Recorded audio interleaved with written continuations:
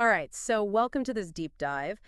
Today we're going to be looking at something pretty interesting. It's a Chinese drama series full of surprises. Oh, cool.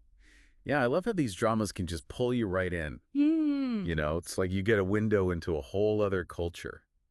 It's fascinating to see how their traditions and beliefs shape their lives in ways that you might not expect. Yeah, exactly. And this one, let me tell you, it's a real hidden gem. It's called Yuso Sexu Som. Si Som. Si Song Klang Song Zifo Pa Konchakleo. Song Kachafu Sana Ha Nepo Iske Si Song Ka Ho Ho Hokia. Sansan Ka Yud Sanya San to Afendon Ka Akenden Halen. Santa sin somne da yuman, somo santa ashta koteni, sa ni popa klung, 2 has inches masolity parked, directs up in a case. That's a cool. Song pito, song te an chachayo, ipo sli, song hashtakta. Okay, wow, that's a mouthful. Yeah, I know, right? The title's quite a story in itself. But don't worry, it basically translates to the little divine Dr. Fubao, born with a poor fate, is kicked down the mountain by her master and accidentally saves an old lady. Okay. Adopted by the old lady, she becomes the daughter of a wealthy businessman with paralyzed legs. Fubao cures her father's legs with a single needle and becomes the family's beloved pet. Wow. That's quite a dramatic. That sounds pretty dramatic, huh? It is. It is. So we have this young girl, Fubao, and she's been raised in a Taoist temple. And her master tells her that she's destined for a life of poverty because her 5 elements are lacking. Oh, interesting. Specifically, the element of money. The 5 elements. Could you explain that a little bit? I know some people might not be familiar with that. Yeah, of course. So the 5 elements, wood, fire, earth, metal, and water, are a big deal in Chinese philosophy and medicine. They represent different energies and aspects of life. And the idea is that everything needs to be in balance. Ah, okay. So it's like saying her energy is out of whack because she's missing this money element. Exactly. It's like being told your astrological chart is missing a key ingredient, right? Right, right. I get it. But Fubao, she's not the kind of girl to just accept her fate. She sets out to prove everyone wrong. And guess what? She ends up saving the life of a wealthy woman who decides to adopt her. Talk about a twist of fate. Right. It's like the universe was testing her and she totally aced it. Yeah, and this theme of fate versus free will, it comes up a lot in Chinese stories, right? It's this constant push and pull between what's predetermined and what you can actually change through your own actions. Absolutely. And this is where things get really interesting. Fubao's new dad, He Jingchuan, is the super rich businessman. But there's a catch. His legs are paralyzed. Oh, no. Yeah, and it's not just an injury. It's a curse that was placed on him by a business rival. Whoa, hold on. A curse. Like some kind of supernatural thing. You got it. It's like something straight out of a soap opera, but with a mystical twist. Okay, this is getting good. So how does Fubao fit into all of this? Well, you got to remember, she was raised with all these Taoist beliefs and practices. So she enters this world of wealth and modern skepticism, and guess what? She can see evil spirits and murderous auras surrounding her father. Wait, she can actually see them? That's what she says. Of course, her new family, they're not buying it. They just think she's a kid with an overactive imagination. Yeah, I can imagine that being a tough sell. Right. It's like she's bringing a whole different set of rules into their world, a world that's based on logic and reason. So it's this clash between traditional beliefs and a more modern worldview. Exactly. And Fubao, she's caught right in the middle of it. So what does she do? Does she try to convince them about what she's seeing? Well, she's determined to use her knowledge to heal her father no matter what. And there's this amazing scene where she participates in a charity auction and buys this mystical 9-spin alchemy furnace. A 9-spin alchemy furnace. What in the world is that? It's an ancient artifact that's supposed to enhance the potency of medicines. Okay, now we're talking. This sounds like something straight out of a myth or legend. It is. It's like taking a regular medicine and turning it into a supercharged elixir. The 9-spin alchemy furnace is legendary in Chinese mythology. Wow. So is this going to be the key to healing her father? Well, it's definitely a step in the right direction, but things get even more complicated when He Jinchuan's long-lost biological daughter, Nana, suddenly reappears. Oh, no. Talk about a family drama waiting to happen. Right, the classic return of the prodigal child trope. Yeah, exactly. I bet Nana's not too thrilled about having to share her dad, especially with someone who seems to have these almost magical abilities. You can say that again. Let's just say Nana and her mother are less than thrilled about sharing the spotlight. Their arrival just throws the whole family dynamic into chaos. So now you have all these layers of tension, the family drama, the mystical elements, and this clash between traditional and modern beliefs. It sounds like a recipe for some serious You fireworks. got it. And we haven't even scratched the surface of all the twists and turns this drama has in store for us. Wow, I'm already hooked. I can't wait to see what happens next. Stay tuned because things are about to get really interesting. We'll be back after a quick break to delve deeper into the mysteries and intrigue of the little divine Dr. Fubao. You know, what really strikes me about Fubao is just how resilient she is. I mean, imagine being in a completely new family, facing all this skepticism, and still holding on to your beliefs. That takes a lot of courage, you know? It's true. She's like this little warrior fighting for what she believes in, and the love she has for her new family, it's just so pure. She's fiercely protective of them, even when they doubt her. It really makes you think about that deep-seated need we all have for belonging, for acceptance. You know, that feeling of being part of something bigger than ourselves. It makes you wonder, what would you do to protect the people you love? That's a really powerful question. And things get really intense when He Jinchuan, Fubao's dad, falls into a coma after drinking some poison soup. Remember those herbs we were talking about earlier? The ones that were supposed to counteract Fubao's Oh medicine? yeah, the ones that Aunt Shen was secretly giving him. That was a pretty chilling twist, wasn't it? It was. It just shows how far some people are willing to go to protect their own interests, even within a family. It's like a betrayal of trust on the deepest level. It really is. And the worst part is, nobody believes Fubao when she tries to warn them. They think she's just jealous of Nana and making things up. Can you imagine the pain of being betrayed by the very people you're trying to protect? It's heartbreaking, and it really highlights how fear and suspicion can cloud our judgment, even when it comes to those closest to us. It's true. We can be so quick to judge, especially when we feel threatened or insecure. So, Fubao is left feeling completely alone, misunderstood. It all becomes too much for her, and she decides to leave the He family.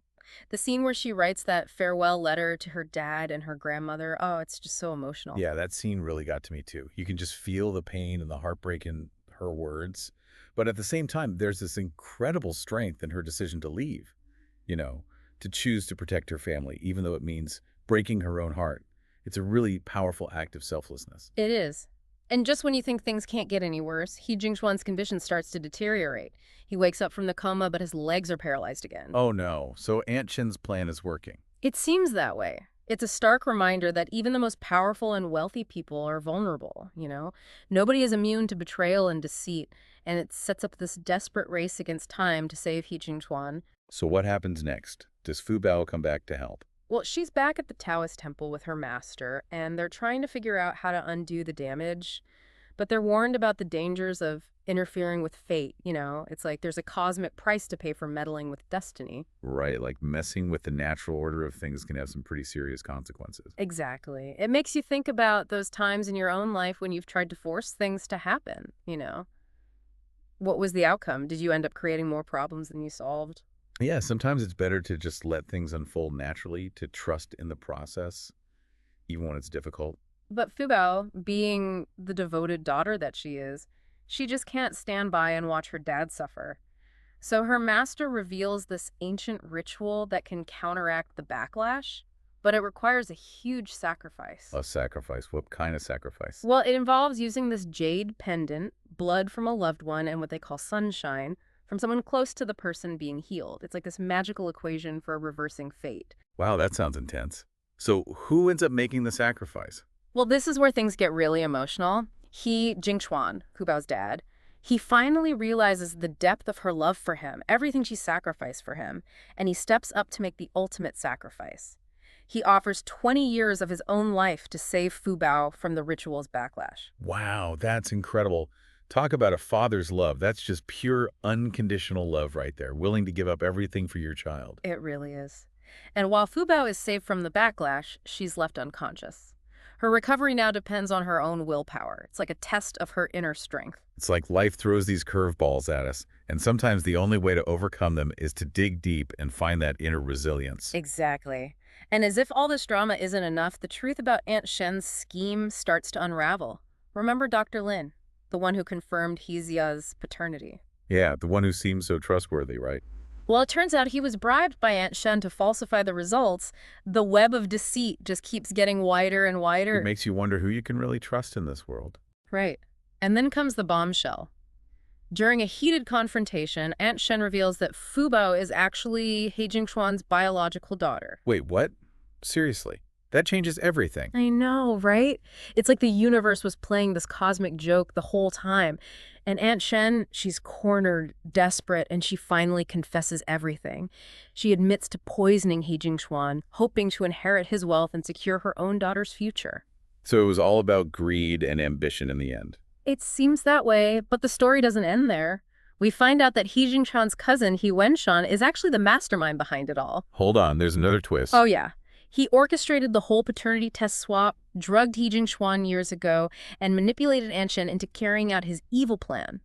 It's like a Shakespearean tragedy, full of betrayal and revenge. It's all about family secrets and power struggles, huh? It is, and He Jingchuan, now that he knows the truth, he vows to bring He Wenshan to justice. So, good triumphs over evil in the end. Well, not so fast. There's another shocking revelation. The woman who claims to be Nana's mother, she's not actually her biological mother. Wait, what? There's more. Oh, yeah. It's like a never-ending spiral of secrets. Heng Chuan discovers that his former best friend, Yitiana, is Nana's real mother. And guess what? It was Aunt Shen who orchestrated a baby swap years ago, driven by jealousy and resentment towards Yitiana. It's like everyone has a hidden agenda. Wow, that's just crazy. It just goes to show you how much we don't know about the people around us, even those we think we're closest to. It's true. So we have Aunt Shen's confession, He Wenshan's arrest, and this whole shocking revelation about Nana's true parentage. It's like the whole foundation of this family has been shaken to its core. It's a moment of complete upheaval. But amidst all the chaos, there's a glimmer of hope. Fubao finally wakes up. Yes, it's such a relief to see her come back. But her recovery isn't easy. She's still weak, and she's dealing with all the emotional scars of being rejected and doubted by the people she loves. It's a reminder that even when physical wounds heal, the emotional ones can take much longer. And He Jingquan, overwhelmed with guilt and remorse for how he treated Fubao, he's determined to make amends. He showers her with love and affection, hoping to rebuild their relationship. It's never too late to try to make things right.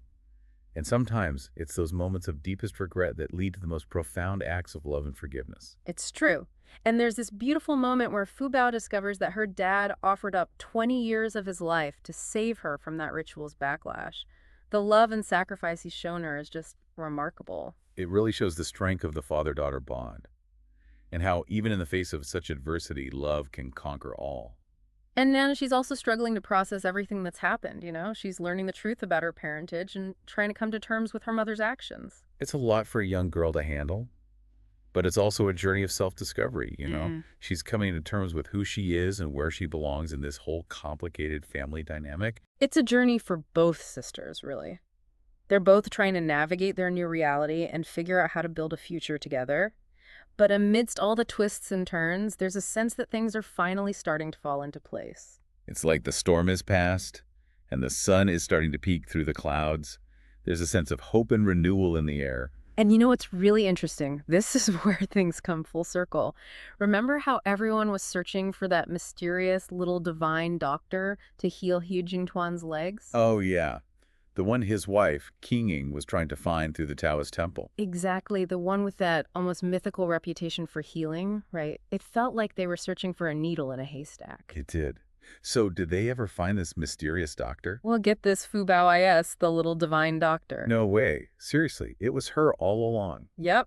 The answer was right there in front of them the whole time. It's like the universe has a sense of humor. It really does. Yeah. So how does everyone react when they find out? Well, to make things even more unbelievable, Fubao's master, the one who's been guiding her all along, he's the very same divine doctor Taoist priest they've been desperately searching for. Oh, wow. That's incredible. It's like everything is connected. Fate, destiny, it's all intertwined. It is. The Hayes family is absolutely stunned. They finally realize that this little girl they adopted, the one they doubted and sometimes mistreated, she's the extraordinary healer they've been looking for all along. That must be a humbling realization for them. It really shows how easy it is to overlook someone's true potential, especially when we're blinded by our own prejudices and assumptions. It's a good reminder to never underestimate anyone, right? And with Fubao's true identity revealed, guess what happens?